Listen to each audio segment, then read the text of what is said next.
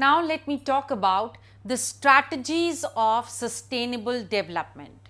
As far as the strategies are concerned, the first thing is we need to have input efficient technology. That is technology which can produce more by using lesser energy. So, thus the pressure on the environment will be less. The second is environment friendly energy. Instead of using coal, we can use LPG, CNGs and such which give less pollution, and thus this environment friendly energy is definitely required for the sustainable development. Next is integrated rural development.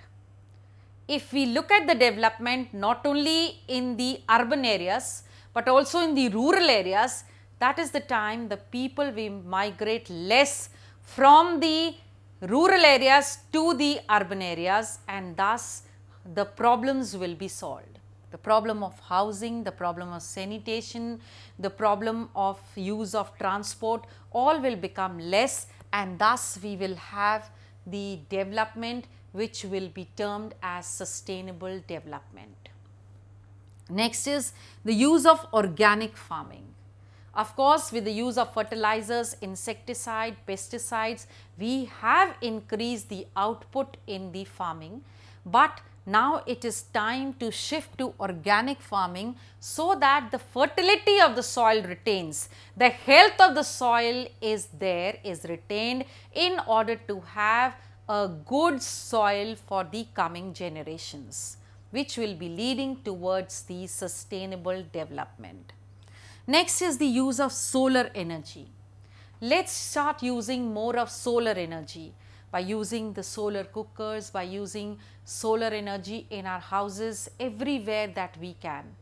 With this, definitely the impact will be that we will have lesser hold or pressure on the energy which is there from other sources, leading to sustainable development. And use of solar energy is not that difficult as we in India think. If we have so much of abundance of solar energy available, let's start making judicious use of this solar energy.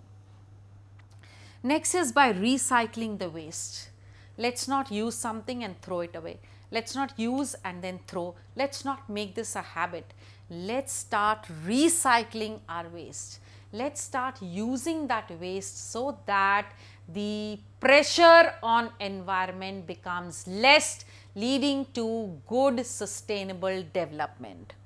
Then is that we have to create awareness in the public, and programs like Chipko movement in the north and the Apiko movement in the south are definitely a contribution towards sustainable development.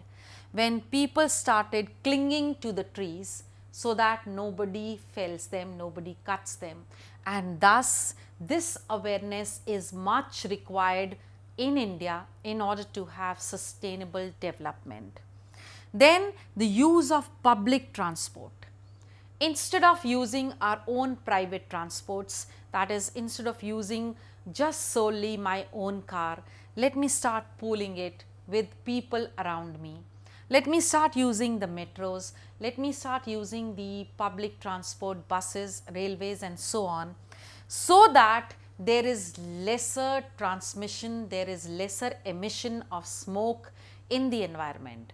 And by all these methods, if we use them, if we actually apply them in our lives, definitely we are moving towards sustainable development.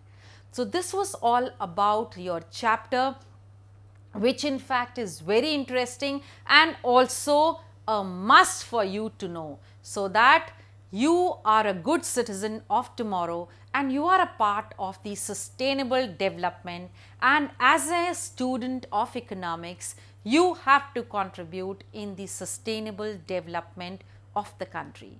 Thank you.